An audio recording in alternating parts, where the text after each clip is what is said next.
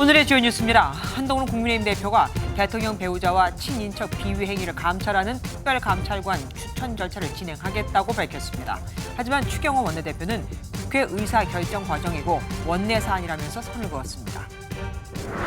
김정은 북한 국무위원장이 ICBM을 운영하는 전략미사일 기지를 시찰하는 모습을 처음으로 공개했습니다. 미국 대통령 선거를 2주 앞두고 미 본토를 타격할 능력이 있다는 존재감을 과시하려는 행보로 풀이됩니다. 서리가 내리는 절기, 상강인 오늘 서울 낮 최고 기온은 15.5도에 그치며 전국에 쌀쌀한 날씨가 이어졌습니다. 설악산에서는 강풍에 쓰러진 나무에 60대 등산객이 깔려 숨지는 사고가 발생했습니다. 서울시가 약 68km의 시내 지상철도 전 구간을 지하화하기로 결정했습니다. 지하화된 지역에는 대규모 녹지와 상업시설을 조성할 계획입니다.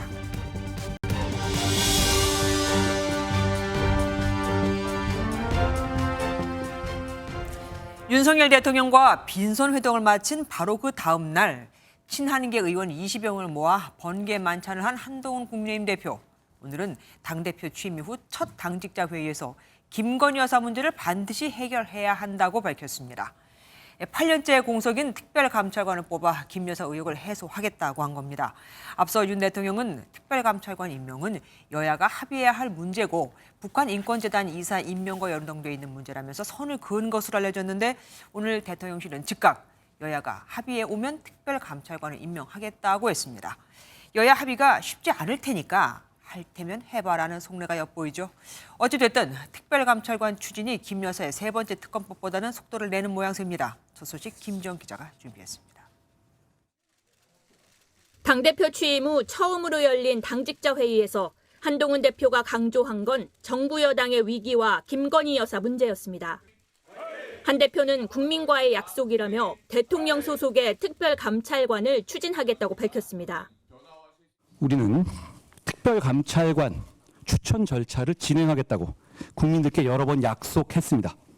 대통령께도 제가 면담 과정에서 특별감찰관의 추천 절차를 실질적으로 진행하겠다는 말씀을 드렸습니다.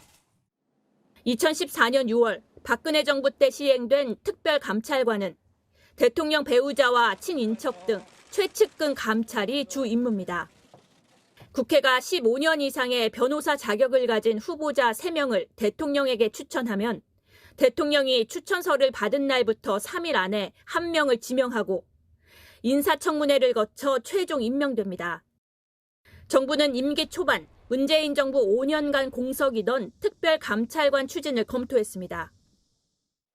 국민의힘은 민주당이 8년째 북한 인권재단 이사 추천을 미루는 점을 들어 두 사안을 병행 추진해야 한다는 입장을 유지해왔었고 이번에 한 대표가 기존 전략을 깨고 특감 추진을 선언한 겁니다.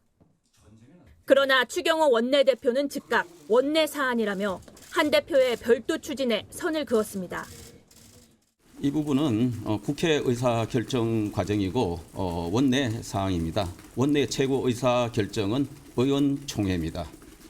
그리고 그게 의장은 원내대표고. 친한계 한 의원은 특별감찰관은 원내 사안이 아닌 당의 일이라며 달라진 국정 상황에 맞게 당대표가 내놓은 제안인 만큼 논의가 시작돼야 한다고 말했습니다. 당내 김 여사 문제에 대한 우려가 큰 상황에서 한 대표가 의원들을 얼만큼 설득할 수 있을지도 관심입니다. MBN 뉴스 김지영입니다. 한동훈 대표는 또 이재명 더불어민주당 대표의 1심 선고, 그러니까 다음 달 15일 전에 국민적 요구를 해소한 상태여야 한다고 밝혔습니다. 야당을 비판하려면 먼저 여당인 우리부터 깨끗해야 한다는 뜻이겠죠. 특별감찰관이 김건희 여사 특검보다는 낫지 않냐며 친윤계를 설득하기가 더 쉬울 거라는 판단도 한 것으로 보입니다. 김도현 기자입니다. 국민의힘이 먼저 리스크를 털어내야 한다. 한동훈 국민의힘 대표가 명시적으로 특별감찰관 추천을 서두르는 이유입니다. 더불어민주당을 향한 공세 수위를 높이려면 먼저 쇄신에 나서야 한다는 취지입니다. 범죄 혐의에 대한 재판 결과들이 11월 15일부터 나오죠. 그때 우리는 어떤 모습이어야 되겠습니까? 김건희 여사 관련 국민들의 요구를 해소한 상태여야만 합니다. 당내 친윤계 의원들을 설득할 명분도 있다는 판단입니다. 특별감찰관 임명이 윤석열 대통령의 대선 공약이었던 만큼 지금 서두르면 야당의 특검법 공세를 막을 수 있다는 의견입니다. 한 친한계 의원은 한 대표에게 힘을 실어준다면 당정이 함께 부당한 야권의 특검법을 막아낼 동력이 될 수 있다고 밝혔습니다. 일각에선 친한계가 대통령실을 향한 전면전을 예고한 것이란 분석도 나옵니다. 한 여권 관계자는 한 대표 의견이 묵살되면 앞으로 특검법에서 친한계 의원들의 이탈이 현실화될 가능성이 있다고 설명했습니다. 친한계 의원들이 20명이 넘는 상황에서 사실상 대통령실을 외통수에 몰았다는 해석도 나오고 있습니다. MBN 뉴스 김도형입니다. 어떤 부분에 어떻게 왜곡이 있다는 건지 얘기해달라. 대통령과 면담 뒤 한 대표가 용사는 지금 말을 각색할 때가 아니라 김 여사 관련 3대 제안에 대해 예스냐 노냐를 밝힐 때라고 한 데 대해 대통령실이 내놓은 반응입니다. 회담 결과를 있는 그대로 설명했다면서요. 불만이 확실히 느껴지죠. 또한 특별감찰관 임명에 대해서도 먼저 여야 합의부터 이루어라고 주장했습니다. 이기종 기자입니다. 대통령실은 특별감찰관은 여야가 합의하면 임명하겠다는 기존 입장을 재확인했습니다. 합의만 있다면 북한 인권재단 이사 추천과 별개로 특별감찰관만 임명할 수 있는지는 현재 여당의 입장을 살펴보라고 했습니다. 추경호 국민의힘 원내대표가 의원들의 뜻을 모으는 게 우선이라고 한 것과 같은 맥락입니다. 윤석열 대통령은 한동훈 국민의힘 대표와의 면담에서도 이미 여러 번 강조했던 것처럼 여야가 협의할 문제라고 말했습니다. 인권재단 추천과 특감 임명과 이렇게 하는 것으로 저는 들었습니다. 국회에서 어떤 식이든지 간에 정해주면은 임명하도록 할 것입니다. 대통령실은 한 대표가 대통령실이 면담 결과를 각색했다. 이제는 예스냐 노냐 답해야 한다고 말한 것으로 알려진 걸 두고 강한 불만을 나타냈습니다. 면담 결과를 있는 그대로 설명했으니 어떤 부분에 각색이 있었는지 말해달라고 쏘아붙였습니다. 그러면서 한 대표의 요구에 하나하나 상세히 답했다며 지금은 당정이 하나 돼 엄중한 정치 상황의 어려움을 극복해야 할 시기라고 강조했습니다. 한 대표가 당 내부 분열을 만들고 있다는 우려입니다. 대통령실은 의도된 의전 소홀이라는 친한계의 비판이 오히려 왜곡이라며 면담 장소와 테이블 배치 등은 본질을 벗어난 지적이라고 밝혔습니다. MBN 뉴스 이기종입니다. 이번 재보궐선거에서 국민의힘이 이긴 부산과 강화를 각각 찾은 윤 대통령과 한 대표. 겉으로만 보면 두 사람의 말은 비슷합니다. 하지만 속도는 완전히 달랐죠. 윤 대통령은 힘든 상황이지만 좌고우면하지 않겠다. 돌을 던져도 맞고 가겠다며 현 정국을 정면 돌파하겠다는 의지를 내비쳤거든요. 오늘은 한 대표의 행보를 강하게 비판하고 있는 홍준표 대구시장과 비공개 면담도 했습니다. 전정인 기자입니다. 윤석열 대통령이 어제 찾은 부산 범어사는 이번 재보궐선거에서 국민의힘이 승리한 부산 금정구에 있는 사찰입니다. 윤 대통령은 이곳에서 여러 힘든 상황이 있지만 업보로 생각하고 나라와 국민을 위해 좌고우면하지 않고 일하겠다고 밝혔습니다. 그러면서 돌을 던져도 맞고 가겠다고 다짐했다고 대통령실은 전했습니다. 이 같은 발언은 한동훈 대표와의 면담 다음 날 나와 김건희 여사와 관련한 논란을 정면 돌파하겠다는 뜻을 밝힌 것으로 풀이됩니다. 실제로 윤 대통령은 면담에서 한 대표의 요구사항을 사실상 거부하면서 면담 후폭풍이 이어지고 있습니다. 이런 가운데 윤 대통령은 오늘 대통령실에서 홍준표 대구시장과 비공개 면담을 가졌습니다. 대통령실 관계자는 사전에 이미 예정돼 있던 것으로 대구 경북 신공항 건설 등 지역 현안을 논의한 자리라고 설명했습니다. 하지만 홍 시장이 줄곧 한 대표의 행보를 강하게 비판해온 만큼 당정 갈등을 비롯한 현 전국 상황에 대한 이야기도 오갔을 것으로 보입니다. MBN 뉴스 전정인입니다. 여권의 자중질환을 틈타 더불어민주당은 김건희 여사 특검을 밀어붙이고 있습니다. 지난 재표결에서 4표의 이탈표가 나왔던 만큼 이제 4표만 더 확보하면 대통령이 거부권을 행사하더라도 특검을 통과시킬 수가 있거든요. 국민의힘을 보면 좀 복잡한데 친윤은 단일 대우를 강조하고 있는 반면 친한계에서는 추가 이탈을 막을 명분이 없다고 말합니다. 표선우 기자가 살펴봤습니다. 민주당은 국민만 보고 가겠다는 한동훈 국민의힘 대표에 대한 압박에 나섰습니다. 대통령 눈치만 살피는 후배 검사로 살던 길을 계속 가겠습니까? 아니면 책임 있는 집권 여당 대표로서 민심을 받드는 길로 가겠습니까? 뭐라도 좀 했으면 좋겠다는 말로 한동훈 표 특검 발의를 자극하기도 했습니다. 친한파 의원이라는 분들이 모였으면 사람이 벨이 있으면 그래도 뭐 꿈틀은 해야 되지 않습니까? 친윤계는 단일 대우가 흐트러지면 공멸이 나며 결속을 강조했습니다. 친윤이다 친한이다 따지는 것 자체가 저는 지금 말도 안 되는 너무 인식을 잘못하고 있다. 지금 폭풍이 몰아치고 있어요. 반면 친한계는 이탈표를 막을 명분이 없다고 우려합니다. 한 대표도 승부사 기질이 있는데 저는 뭔가 승부수를 던질 거라고 봅니다. 또 제3자 특검이라는 해법으로 갈 수도 있는 거죠. 일각에선 김건희 여사 특검법을 지렛대 삼아 친한계가 주도권을 쥐려 한다는 해석이 나오는 가운데 민주당은 이재명 대표 1심 선고 하루 전인 다음 달 14일 김건희 여사 특검법을 처리할 계획입니다. MBN 뉴스 표선우입니다. 더불어민주당은 김건희 여사 특검법을 포함해 대통령이 거부권을 행사하는 법안을 처리하는데 지금보다 더한 적기는 없다고 판단하고 있습니다. 이른바 윤한 갈등을 이용하겠다는 거죠. 한동훈 대표를 띄우면서 반대로 용산을 고립시키는 전략을 쓰고 있습니다. 적의 적은 친구라 이겁니다. 이병주 기자입니다. 사실상 빈손으로 끝난 윤석열 대통령과 한동훈 국민의힘 대표 면담에 대해 민주당은 혹평을 이어갔습니다. 책임은 전적으로 대통령에게 돌렸습니다. 숱한 의혹들에 대해 지금까지 제대로 된 답변을 내놓은 적도 없는 대통령이 여당 보고 대신 싸우라며 등 떠미는 꼴 아닙니까? 대통령의 요지부동이 문제라며 한동훈 대표의 요구사항은 민심에 따라 적절했다고 평가했습니다. 한동훈 대표의 고언조차 묵살하는 걸 보니 국민이 걸었던 쇄신의 기대가 허망할 따름입니다. 윤한 갈등을 파고들어 여권의 대우를 흔드는 건 물론 용산을 고립시키겠다는 의도로 풀이됩니다. 실제 국민의힘은 이를 의식한 듯 민주당이 국론 분열을 조장하며 정권 흔들기에 편승하고 있다면서 휘둘리지 않겠다고 밝혔습니다. 저희 당이 이재명 대표하고 같이 그쪽에서 깔아놓은 그런 판에서 춤을 출 일이 있겠습니까? 그런 일은 없을 겁니다. 두 번째 여야 대표 회담의 준비가 본격화된 가운데 한동훈 대표와 친한계를 흔들려는 민주당과 그에 맞서는 여당의 신경전이 더욱 치열해질 전망입니다. MBN 뉴스 이병주입니다.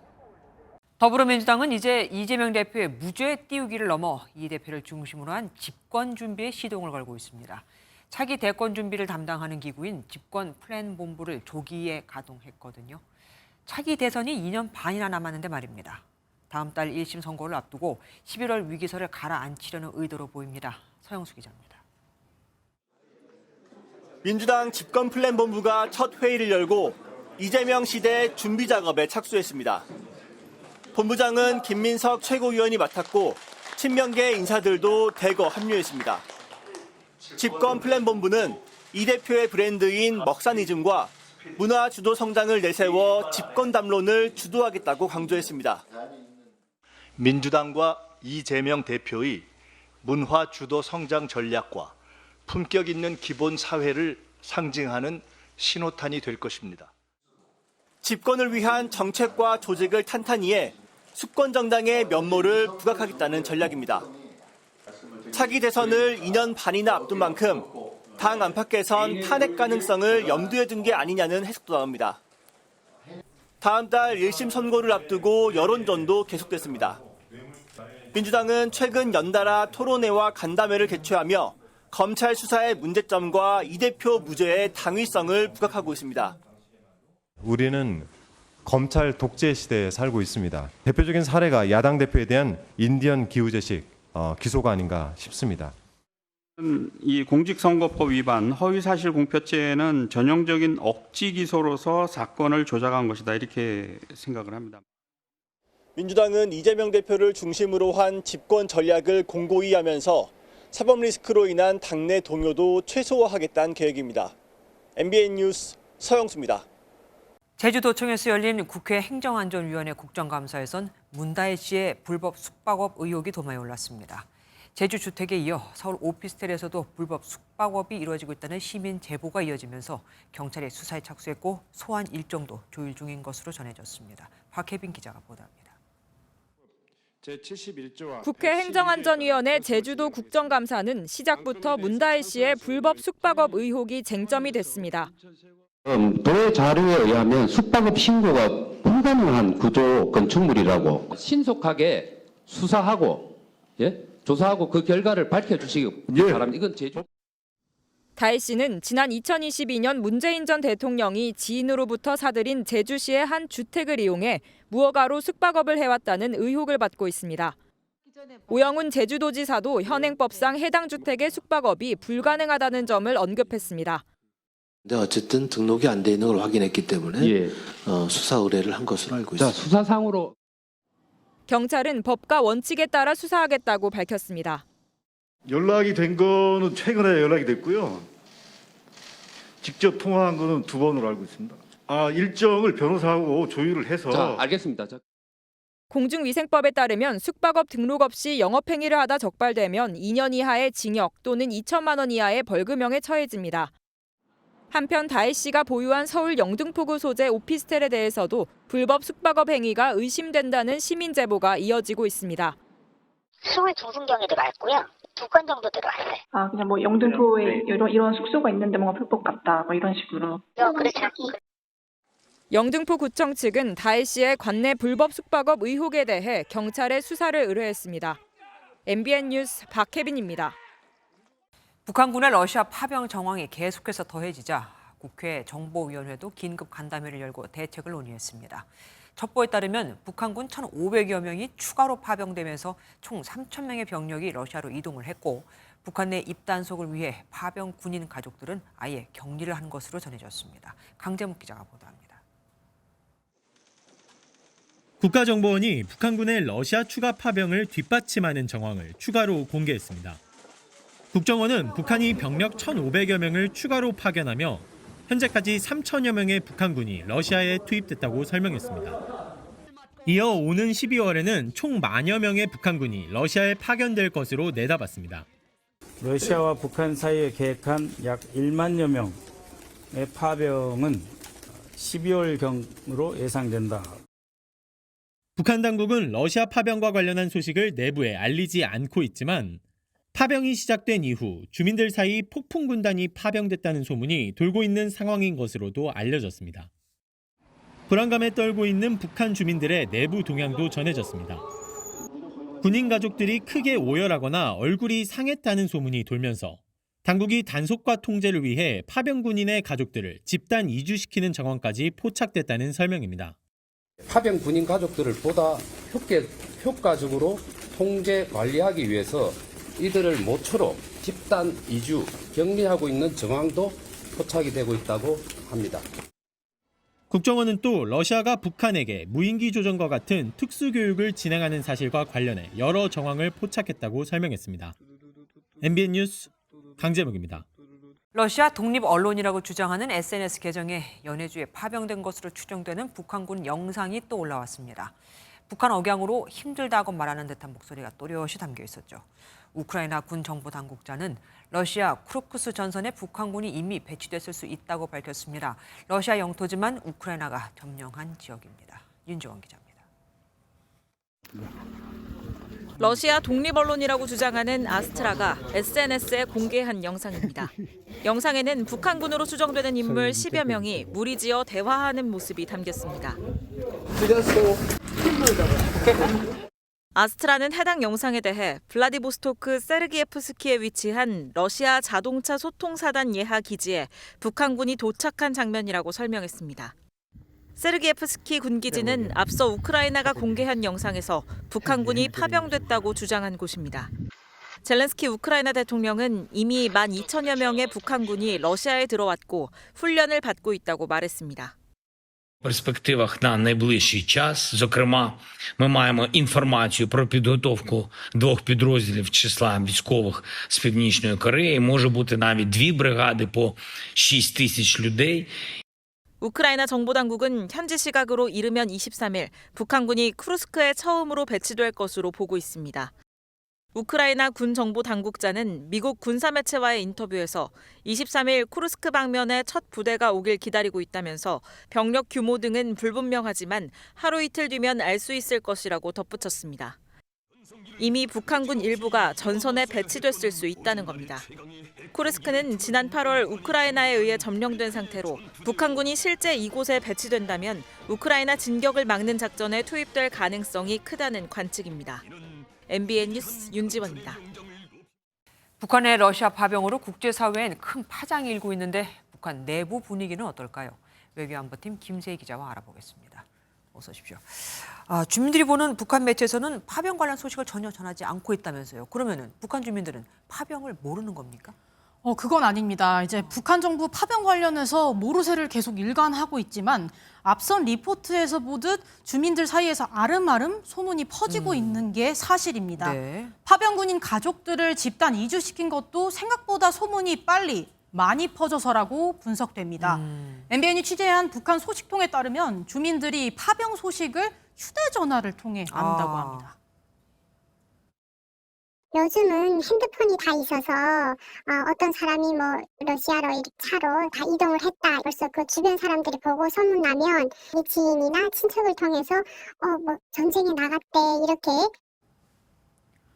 현재 북한에서는 휴대전화가 많이 보급돼서 심지어 휴대전화 2대씩 사용하는 사람도 있다고 하는데요. 네. 공식적으로 북한에서 군인들은 휴대전화를 소지할 수 없습니다. 파병을 가는 군인들이 가족들에게 미리 어디 가는지 설명하는 과정에서 소식이 외부로 전해지는 경우도 있다고 합니다. 그럼 파병 소문이 이미 다 바닥에 퍼졌다는 건데 그럼 주민들 반응은 어떻습니까? 특히 올 여름 북한의 기록적인 수해로 인해서 좀 피해가 많았잖아요. 그랬죠. 복구도 제대로 되지 않은 상황에서 무슨 다른 나라를 도와 파병이냐 이런 목소리가 수면 아래로 번지고 있는 것으로 전해집니다. 어떤 소련하고 어떤 관계로 인해서도 전쟁에까지 우리 군인들이 가야 된다. 또 이런 좀 걱정, 우려 이런 것까지 같이 좀 있는 상황인 것 같습니다. 북한 정부가 대외적으로 또 대내적으로 파병 사실을 함구하는 건 주민들 사이의 반발을 고려한 것이라는 분석도 나옵니다. 그런데 최근에 한국이 무인기를 날려서 뭐 전단지를 살포했다는 주장입니다. 북한의 주장. 이 내용은 주민들에게 적극적으로 알리고 있잖아요. 이게 뭐가 다른 거죠? 이제 그거를 무인기 사태를 기점으로 노동신문 일면을 좀 보면 대남 적개심을 생산 증대로 풀자 이런 비논리적인 글이 좀 자주 올라오고 있다고 하는데요. 네. 조선 인민이 경로를 했는데 이로 인해서 용해공들이 쇠물을 끓이고 광부들은 차감기를 틀어잡았다고 합니다. 지난 15일과 19일에도 꾸준히 석탄 증산, 알곡 증산, 창조 투쟁 등의 단어들을 좀 사용하면서 생산 증대를 강조했습니다. 네. 통일부 당국자는 북한의 국가발전 5개년 계획이 내년을 기점으로 마무리가 되어야 하기 때문에 경제 성과에 압박을 가지고 있다고 평가했습니다. 어쨌든 참 희한한 결론이 나오네요. 지금까지 정치부 김세희 기자와 함께했습니다. 한편 북한 매체가 김정은 위원장이 기지 내부를 시찰하는 모습을 공개했습니다. 그런데 일반 기지가 아닙니다. 미국 본토 타격용 전략 미사일, 그러니까 ICBM을 모아둔 기지였습니다. 첫 번째 공개였던 거죠. 미 대선을 2주 앞두고 너희를 공격할 수 있는 무기가 우리는 있다. 자신들의 존재감을 과시하려는 것으로 보입니다. 권영봉 기자입니다. 숲을 사이로 난 험난한 오솔길을 걸어가는 김정은 국무위원장. 점퍼에 야전 사령관을 뜻하는 원수 계급장과 국무위원장 마크가 부착돼 있습니다. 기지 안에 들어가선 두 종류의 미사일을 살펴봅니다. 미국 본토까지 타격할 수 있는 고체형 ICBM 화성 18형과 사거리 4,000km 극초음속 미사일 화성 16 나형으로 보입니다. 북한이 전략 미사일 기지 내부 모습을 공개한 건 처음인데 터널 형태로 지하에 만든 걸로 추정됩니다.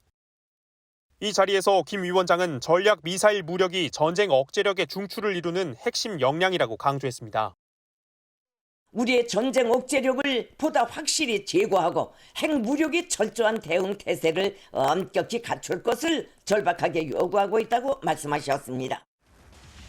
미국 대통령 선거를 2주 앞둔 가운데 장거리 미사일 능력을 상기시켜 존재감을 드러내려는 목적으로 풀이됩니다. 미국과 한국의 군사적 위협을 상당히 우려하고 있는 것으로 보여집니다. 대미 억제를 갖고 있다는 것을 의도적으로 과시하기 위한 또 접근이 쉽지 않은 비밀 장소에 현대적 요새 형태로 기지를 조성했다는 걸 직접적으로 보여주려는 북한의 의도도 읽힙니다. MBN 뉴스 권용범입니다. 글로벌 베팅 사이트에서 트럼프의 당선 가능성이 한때 66%까지 치솟으며 60% 이상을 기록하고 있습니다. 트럼프의 상승세를 반영한 거라는데 너무 갑작스럽기도 하고 또 여론조사 때와도 많이 다른 수치죠. 작전 세력이 개입한 결과라는 시선이 많습니다. 트럼프의 대선 불복 가능성까지 제기되고 있습니다. 주진희 기자입니다. 글로벌 베팅 사이트 폴리마켓에서 트럼프 전 대통령의 승리 가능성이 60%를 넘어섰습니다. 10월을 기점으로 해리스 부통령을 넘어서더니 최대 66%까지 치솟으며 급격히 간격을 벌린 겁니다. 트럼프 지지자 테슬라의 일론 머스크는 69%까지 갈 것이라며 환영했지만 일각에서는 갑작스러운 상승에 작전 세력이 개입했을 가능성을 제기했습니다. 의심스러운 3천만 달러가 트럼프 승률에 베팅됐는데 같은 인물이 소유한 계정 4개가 반복 투자하면서 만든 현상 같다는 보도가 나온 겁니다. 선거를 열흘 넘게 남겨놓은 시점에서 작전 세력 의혹까지 불거진 가운데 미국 역사상 처음으로 선거 불복 가능성도 나오고 있습니다. So you have teams ready to go? Is that what you're saying? Are you thinking about that as a possibility? Of course. This is a person, Donald Trump, who tried to undo a free and fair election, who still denies the will of the people. 개표 완료 전에 트럼프가 승리를 선언하고 패배에 불복할 가능성을 우려하고 있는 겁니다. 실제 트럼프는 부정선거 가능성을 계속 제기하고 있습니다. And let's see what happens. Very, very bad things happened last time, but this time we don't have COVID, and it's going to be a lot harder for them to do bad things. 4년 전 조지아주에서 불과 1만여 표 차이로 트럼프가 패배하자 국회의사당 난입 사건으로 이어진 바 있습니다. MBN 뉴스 주효진입니다. 미국에서 맥도날드 햄버거를 먹고 49명이 감염돼 1명이 숨지고 10명이 입원했습니다. 햄버거에선 대장균이 발견됐죠. 양파가 문제였는지 소고기 패티가 문제였는지 몰라서 일단 맥도날드는 사고가 난 매장에서 해당 햄버거 메뉴 판매를 아예 중단해버렸습니다. 최희지 기자가 보도합니다. 미국 질병통제예방센터에 올라온 식품 안전 경고문입니다. 맥도날드의 쿼터 파운더 햄버거에서 대장균이 검출됐고 햄버거를 먹은 49명이 감염됐다고 적혀 있습니다. 이 중 1명은 숨졌고 10명은 입원했습니다. 버거에서 검출된 균은 31년 전 어린이 4명이 덜 익은 패티를 먹고 사망했을 때 검출됐던 대장균의 변종 바이러스로 알려졌습니다. 질병통제예방센터는 이번에도 소고기 패티가 문제였는지 원인을 파악하고 있습니다. 미국에서는 이전부터 덜 익힌 패티의 문제점을 지적하는 영상이 SNS 등에 종종 올라오곤 했습니다. The hamburger was raw, absolutely raw. If you purchase a hamburger from McDonald's anywhere, make sure you check it first. 질병통제예방센터는 또 버거에 많이 사용되는 양파에 문제가 있을 가능성도 높게 보고 있습니다. 맥도날드는 자체 조사에 나섰고 식중독이 발생한 10개 주 매장 등에서 쿼터 파운더 햄버거 판매를 일시적으로 중단했습니다. 한편 국내 맥도날드는 100% 국내산 양파를 사용하고 있고 햇섭 시스템에 따라 철저히 관리되고 있다며 미국 사태와 무관하다고 밝혔습니다. MBN 뉴스 최희지입니다. 이번엔 절기가 좀 맞은 걸까요? 절기상 서리가 내린다는 상강인 오늘 낮에도 제법 쌀쌀했고 바람도 강하게 불어서 체감 온도도 많이 낮았습니다. 내일 아침은 서울이 7도까지 뚝 떨어지는 등 올가을 들어 가장 추울 거라고 합니다. 신용수 기자입니다. 한낮에도 서늘한 바람이 옷깃을 스칩니다. 길 위에 떨어진 낙엽과 두꺼워진 시민들의 옷차림이 쌀쌀해진 날씨를 실감케 합니다. 집안에서는 모르고 나왔다가 현관 앞에 나와서 도로 올라가서 꽤 바꿔 입었거든요. 옷을 따뜻하게 입고 왔는데 확실히 인천보다 많이 춥고 따뜻하게 입길 잘한 것 같아요. 호떡과 어묵 등 겨울 간식을 찾는 시민도 곳곳에 눈에 띕니다. 오늘 서울 최저 기온은 11.4도, 최고 15.5도로 지난주와 비교해 3에서 9도까지 떨어졌습니다. 이른 가을 추위는 내일 아침 절정에 이를 것으로 보입니다. 서울 최저기온이 7도까지 떨어지면서 올 가을 가장 추운 날씨를 기록할 전망입니다. 다른 지역도 내일 최저기온이 한 자릿수까지 떨어질 것으로 보입니다. 기상청은 비가 그친 뒤 찬 공기가 내려오면서 발생한 반짝 추위라고 설명했습니다. 북서쪽에서 유입된 차고 건조한 공기에 복사냉각 효과까지 더해져 목요일 아침 기온은 전국 대부분 지역에서 10도 이하로 떨어지겠습니다. 낮부터는 맑은 날씨가 이어지며 점차 평년 기온을 회복하겠습니다. 또 강원 내륙과 산지에서는 내일 아침 도로 위 살얼음도 생길 수 있는 만큼 차량 운행에 주의를 당부했습니다. MBN 뉴스 신용수입니다. 바람이 강해 강원도 설악산엔 강풍특보가 내려졌는데 여기서 고목이 쓰러져 단풍 구경을 온 등산객 3명을 덮쳤습니다. 한 명은 숨졌죠. 당시 풍속은 시속 132km에 달했습니다. 장진철 기자입니다. 아름드리 굵은 나무가 부러진 채 쓰러져 있고 그 옆에서는 소방대원들이 응급처치에 여념이 없습니다. 참나무 고목이 바람에 쓰러지면서 때마침 근처를 지나던 등산객 3명을 덮친 겁니다.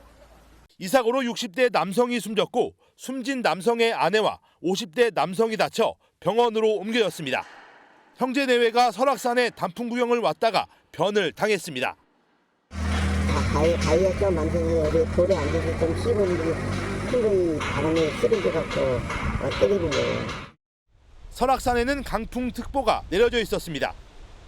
이렇게 안전 펜스와 그리고 안내판까지 강한 바람에 모두 쓰러졌습니다. 사고가 날 당시에는 시속 132km가 넘는 매우 강한 바람이 불었습니다. 기상청은 오전 8시 15분을 기해 속초와 강원 산지에 강풍주의보를 경보로 상향했습니다. 소방에 신고가 접수된 건 오전 8시 41분이었고 등산로 통제는 오전 9시부터 이뤄졌습니다. 지금은 너무 바람이 세서 전체 다 통제 중에 있고요. 통제 전에 그분들이 산행을 시작하셔서요. 이날 태풍급 강풍이 불어닥친 강원 지역에는 나무가 쓰러지는 등의 피해가 줄곧 이어졌습니다. MBN 뉴스 장진철입니다. 복잡한 도시 서울에는 전체 길이 약 71.6km에 달하는 철길이 땅 위에 놓여 있습니다. 100여 년 전에 만들어지다 보니 아무렇게나 중심지를 가로질러 주변 지역 발전을 저해한다는 지적도 많았는데 서울시가 이 철로의 90% 이상인 67.7km의 철길을 지하로 옮기고 지상은 녹지와 복합단지로 개발하겠다는 계획을 발표했습니다. 먼저 강서영 기자가 보도합니다. 서울 도심 한가운데를 가로지르는 철길 위로 무궁화호와 KTX 열차가 잇따라 지나갑니다. 도심 철길은 소음과 먼지를 일으키는 건 물론 일대 교통도 단절시켜 발전에 저해한다는 지적이 있어 왔습니다. 딱 막히고 답답하고 그리고 소음이 제일 안 좋지. 소음 너무 시끄럽고 그리고 손님들도 답답하다 그러고. 서울시는 이 같은 서울의 지상철길 67.7km를 지하로 내린다는 계획을 발표했습니다. 용산 서빙구역을 기준으로 경부선 구간과 경원선 구간으로 나누어 개발하는데 기존 철도 자리에 40에서 60m 깊이의 터널을 파고 철로를 모두 땅 아래로 집어넣는다는 계획입니다. 선로가 있던 자리엔 녹지를 조성하고 역사가 있던 곳엔 업무시설과 상업시설을 융합한 복합단지를 세우는 계획도 발표했습니다. 서울 시내 총 122만 제곱미터, 약 37만 평의 새로운 녹지가 조성이 돼서 서울 전역이 명실공히 정원도시 서울로. 서울시의 이런 제안은 국토교통부의 심사를 받아야 합니다. 심사를 통과하면 내년부터 사업 설계를 시작해 2028년에는 첫 삽을 뜨고 2050년쯤 최종 마무리될 것으로 서울시는 내다보고 있습니다. MBN 뉴스 강서영입니다. 서울 전체에 있는 기찻길을 전부 다 지하로 집어넣는다. 어마어마한 장기 대형 프로젝트가 될 겁니다. 그럼 이 재원은 어떻게 마련하고 시점은 또 왜 지금인 건지 황정 기자와 자세히 알아보겠습니다. 어서 오십시오. 네. 드는 돈이 어마어마하겠습니다. 네, 총 사업비만 25조 6천억 원입니다. 네, 어마어마합니다. 그러면 또 세금 쓰는 거냐는 시민들 걱정이 많지 않겠습니까? 세금 쓸 일이 전혀 없다. 이렇게 시는 설명했습니다. 지하화하고 그 위에 땅을 개발하면 이익이 31조 원이나 나니 소위 5조에서 6조 원 정도 남는 장사라는 거죠. 네네. 이 기존의 철도 부지를 활용해 채권 등을 발행해서 먼저 돈을 마련한 뒤 이걸 지하화 공사에 쓰고 이후에 개발 이익으로 돈을 충당하겠다 이런 계획을 가지고 있습니다. 그런데 왜 하필 이 시점에서 이걸 발표했느냐 하는 질문도 많습니다. 솔직히 해묵은 얘기잖아요. 네, 10여 년 전부터 사실 철도 지하화가 가능할지에 대한 용역 조사가 많았습니다. 문제는 역시 돈이었습니다. 네. 그러니까 말씀드린 상부 개발 계획 같은 게 없이 철도 지하화만 목표로 잡다 보니까 쓰는 돈은 막대한데 그에 따른 이 편익이 사실 크지 않은 겁니다. 이 번번이 경제 타당성이 없다 이렇게 결론이 났었습니다. 그러면 예전에는 안 되던 개발이 지금은 된다 이겁니까? 그렇습니다. 예전에는 그러니까 철도를 지하로 옮긴다 이거밖에 없었기 때문에 네네. 그 위는 그냥 빈 땅으로 두는 거였죠. 네. 그런데 올해 1월에 법이 하나 통과가 됩니다. 이 철도 지하화에 대한 통합개발법이 통과되면서 상부 땅을 개발할 수 있다. 이렇게 입법이 됐습니다. 타당성 조사도 아예 안 해도 되게 만들어졌던 거죠. 이 법 통과 뒤에 국토교통부가 전국 지자체에 철도 지하화를 하고 싶으면 10월 25일까지 제안서를 내라라고 했고 서울시가 그 제안을 오늘 한 겁니다. 그러면 뭐 제한한다고 다 하는 건 아니잖아요. 국토부가 결정을 할 텐데 어디를 지하화하고 어디를 안 할 텐데 그러면 어디가 가능성이 커 보입니까? 네, 우선 순위로 치자면 서울시는 경부선 일대가 먼저 선정될 것으로 예상을 하고 있습니다. 그래픽을 보시면 네. 여기 서울역, 용산역, 영등포역으로 이어진 이 지역인데요. 네. 뭐 아시다시피 아주 도심 아니겠습니까? 네네. 그래서 개발 이익이 다른 데보다 막대하기 때문입니다. 그리고 지금 보시는 이 청량리역을 지나는 경원선 일대는 이 사업을 해도 적자가 날 것으로 서울시는 예상을 하고 있습니다. 어쨌든 이게 시도되면 부동산 시장은 당연히 들썩이겠습니다. 오는 12월에 이 국토부가 제안받은 곳 중에서 어떤 곳을 지하화할지 1차로 발표를 하는데요. 네. 이 노는 땅이라고는 한 평도 없다는 이 서울 도심 한가운데에 벌어지는 대규모 개발이기 때문에 부동산 시장에 큰 영향을 줄 전망입니다.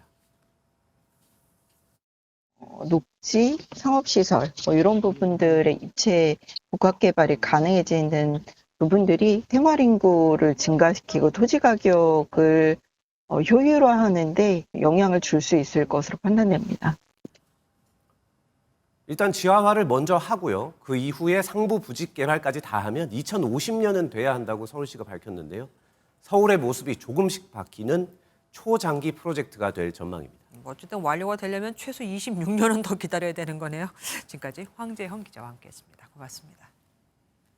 이달 초 기준금리를 내렸지만 우려했던 서울 집값 급등세는 나타나지 않고 있습니다. 아니 오히려 은행들의 대출 규제로 거래량과 가격이 떨어지고 있고 집값이 오를 것이라는 소비자 기대감도 9개월 만에 꺾였습니다. 김태형 기자가 취재했습니다.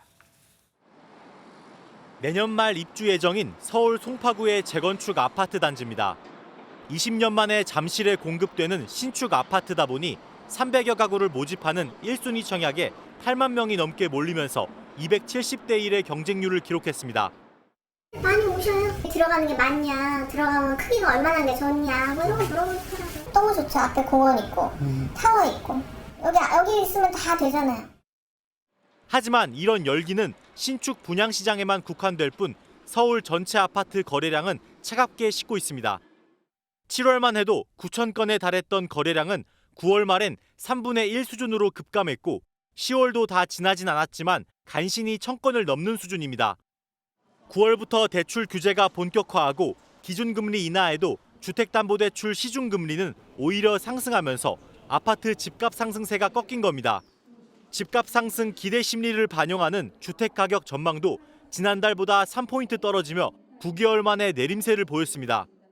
기준금리가 한 차례 인하됐음에도 워낙에 상반기 때 대출금리가 기준금리에 거의 준할 정도로 낮게 책정이 돼 있다 보니까 동반해서 내리지 않은 상황이고 다만 집값 기대 심리가 장기 평균보단 여전히 높고 내년에 집값이 오를 것이라는 견해도 많아 집값이 안정세로 접어들었다고 단정하긴 어렵다는 지적입니다.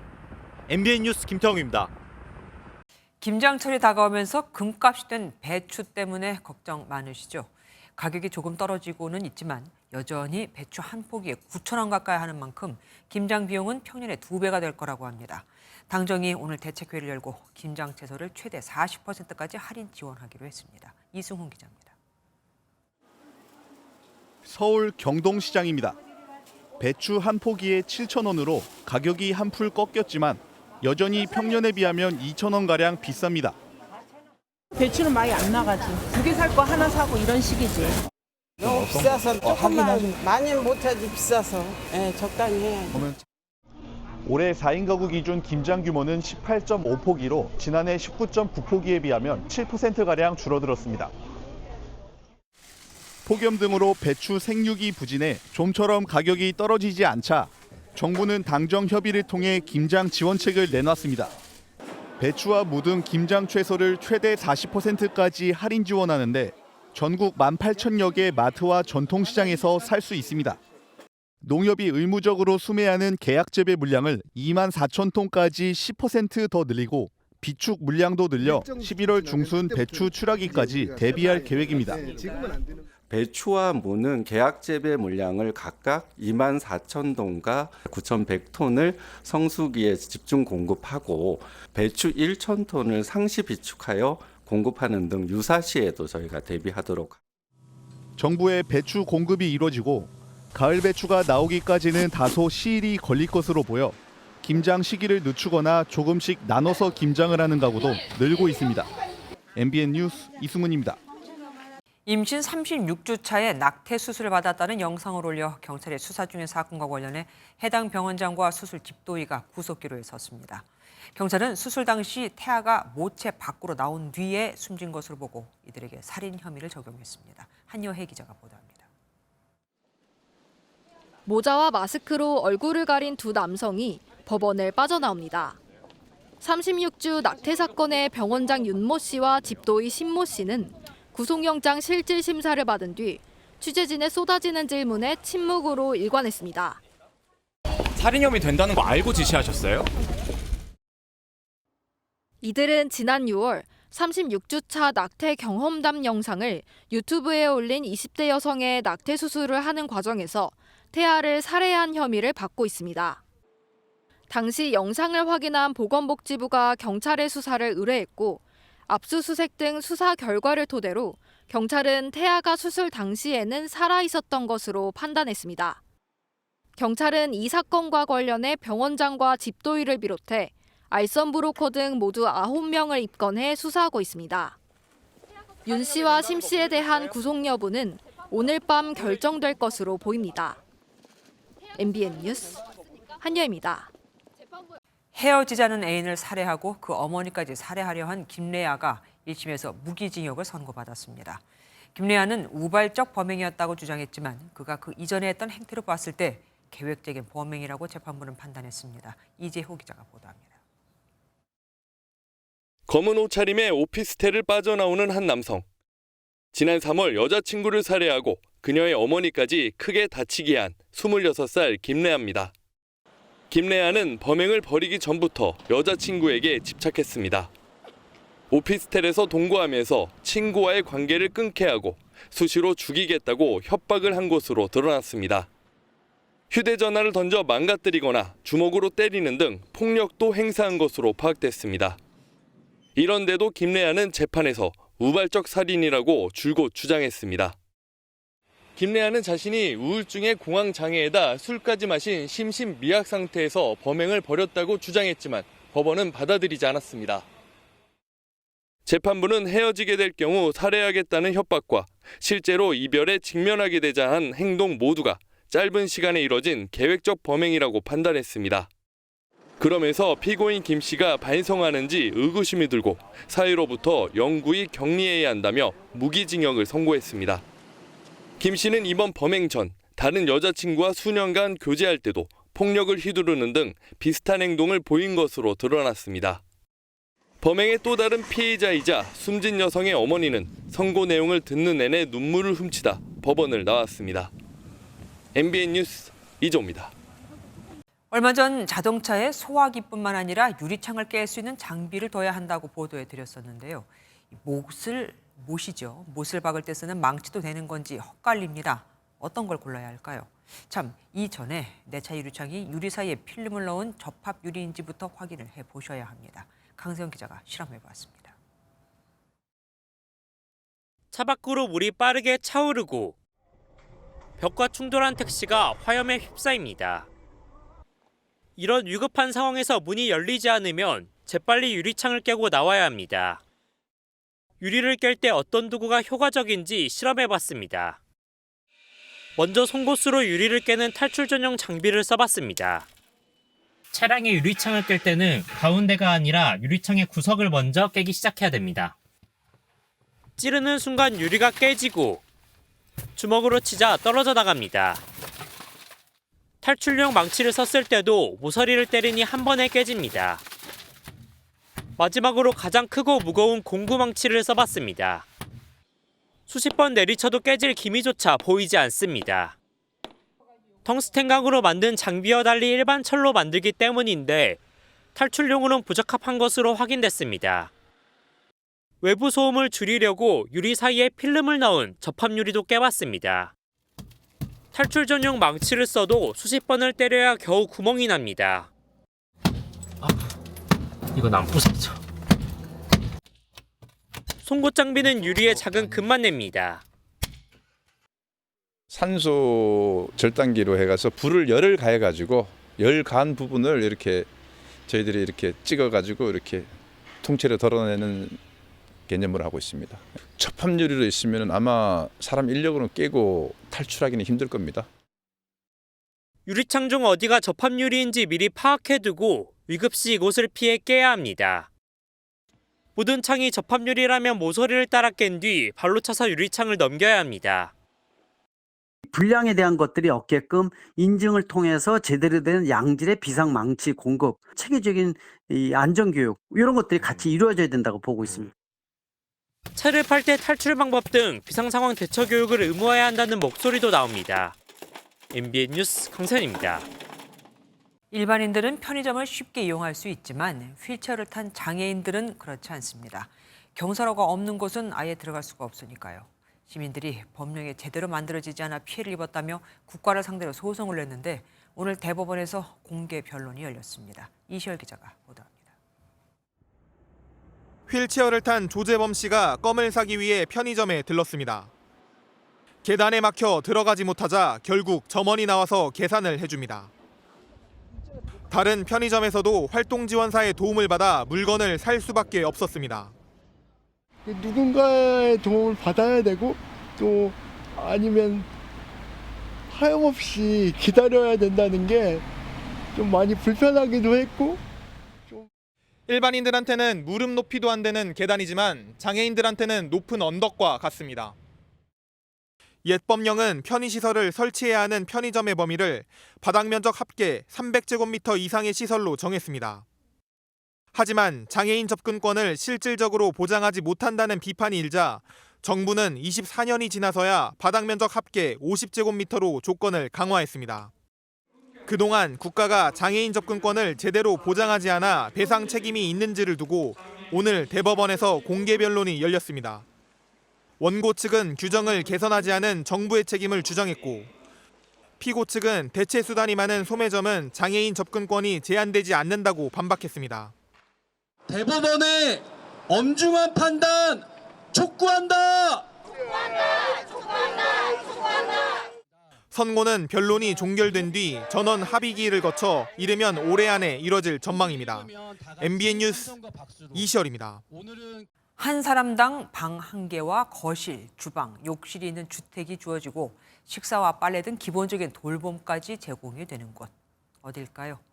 인구의 5분의 1 이상이 고령인 스웨덴의 한 도시 이야기입니다. 요양시설에 들어왔다고 해서 무기력해지는 모습은 또 보기도 어려웠습니다. 전남주 기자가 다녀왔습니다. 스웨덴 수도 스톡홀름에서 차로 20분 거리에 있는 리딩예시의 한 노인 쉼터형 주택입니다. 마구누스 할아버지는 3년 전 이곳에 들어왔는데 시설에서 식사와 빨래 등 많은 서비스를 받고 있습니다. 올해 102살의 나이지만 치매 예방 프로그램과 운동 덕분에 건강을 유지하고 있습니다. I take part in gymnastic exercises 2 times a week and the yoga exercise once a week. 리딩예시의 전체 인구는 4만 8천 명입니다. 이 가운데 65세 이상 인구는 20% 이상을 차지합니다. 집에서 생활하는 노인을 위해 사회복지사가 IT 교육이나 전기 작업까지 다양하고 촘촘한 방문 서비스를 제공합니다. This includes team-based care. We find it very successful when you can meet different professionals, but working together for you. 이웃나라 덴마크의 수도 코펜하겐에 있는 한 요양원입니다. 신나게 기타를 치는 윌리엄 할아버지의 올해 나이는 94살입니다. 친구들에게 연주를 해주려고 오늘도 맹연습 중입니다. 시설에 있다고 해서 슬프거나 우울하지 않다고 말합니다. Det er så fint. Jeg har fået mange venner og kammerater. Vi spiser sammen og vi hygger sammen. Og det betyder utrolig meget for mig. 덴마크는 노인들이 요양시설에 들어왔다고 조건 없는 보살핌의 대상으로 보지 않습니다. 노인들에게 자율성과 독립성을 보장하는 것을 최우선 가치로 두고 있습니다. The basic value is that all elderly people are just as different as you and me are, and we all have individual needs, and the requirement for 두 나라 모두 늘어나는 고령 인구와 돌봄에 대한 요구 증가에 대한 고민과 부담이 큰 것은 우리나라와 닮았습니다. 하지만 해답을 찾아가는 과정은 우리가 한번 되짚어볼 만한 가치가 있어 보입니다.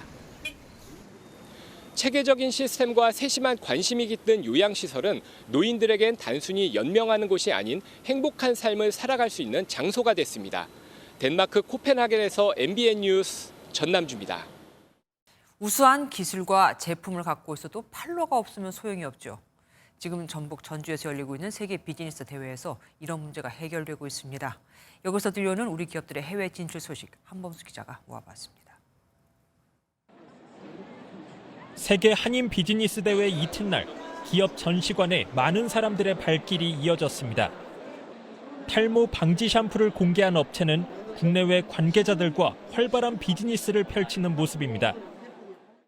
제가 뷰티업계에 종사를 하는데 같은 업종으로서 궁금해서 한번 문의 좀 드려보려고 이 부스에서 이야기 나누게 됐습니다. 이 업체는 독특한 제품 특징을 바탕으로 이미 멕시코 시장을 개척했는데 중국, 인도 기업과도 협상을 진행하고 있습니다. 지난해 미국 LA 한인 비즈니스 대회에서 외국 바이어들과 인연을 맺기 시작했고 올해 대회로 네트워크를 강화하며 수출길을 넓힐 수 있었습니다.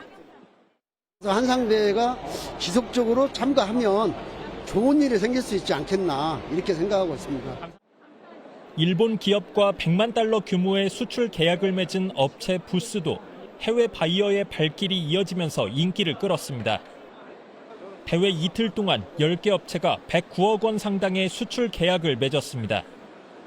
장기적으로 해외 판로를 뚫으려는 업체들도 신기술을 앞세우며 전시에 참여해 눈길을 사로잡았습니다. 미생물을 활용한 친환경 음식물 처리기부터 이렇게 화재 예방 기능을 갖춘 전기차 충전기까지 선보이고 있습니다. 인도네시아에서 한인 마켓을 정착시킨 김우재 대회장, 지중해와 아프리카를 누빈 김전배 회장 등 거물급 한상도 대거 참여했습니다. 이번 한인 비즈니스 대회는 대학 캠퍼스에서 진행돼 학생과 지역 주민들의 호응을 더욱 많이 끌어내고 있다는 평가를 받고 있습니다. MBN 뉴스 한범수입니다. 기아가 삼성의 0대1로 뒤진 상황에서 이틀 만에 재개된 프로야구 한국 시리즈 1차전, 기아의 5대1 역전승으로 끝났습니다. 지금 열리고 있는 2차전의 승자는 또 누가 될까요? 오늘의 장면입니다.